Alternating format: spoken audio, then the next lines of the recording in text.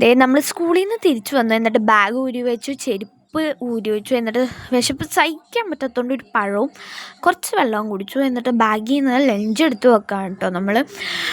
എന്നിട്ട് അതുകൊണ്ട് കിച്ചണിൽ കൊണ്ടുവച്ചു. എന്നിട്ട് ഞാൻ ഒന്ന് മേല് കഴുകി എന്നിട്ട് ഡ്രസ്സൊക്കെ ഒന്ന് മാറി.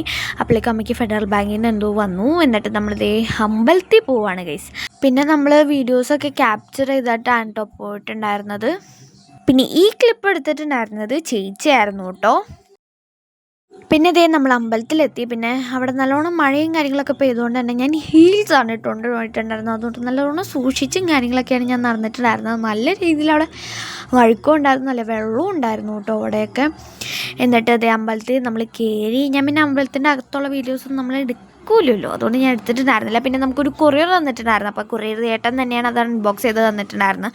അതിൻ്റെ വീഡിയോ എന്തായാലും ഇടാം. പിന്നെ അടുത്ത ദിവസം നമുക്കൊരു പ്രോഗ്രാം ഉണ്ടായിരുന്നു. അപ്പോൾ അതിന് വേണ്ടി നമ്മൾ പൂവും കാര്യങ്ങളൊക്കെ കെട്ടുന്ന വീഡിയോസാണ് നിങ്ങളിപ്പോൾ കണ്ടുകൊണ്ടിരിക്കുന്നത്. പിന്നെ അതിൻ്റെ വീഡിയോ എന്തായാലും ഉടനെ വരും. പിന്നെ നമ്മളൊരു മുട്ട ബജിയും കഴിച്ചു. അപ്പോൾ അത്രയുള്ളൂ. ബൈ.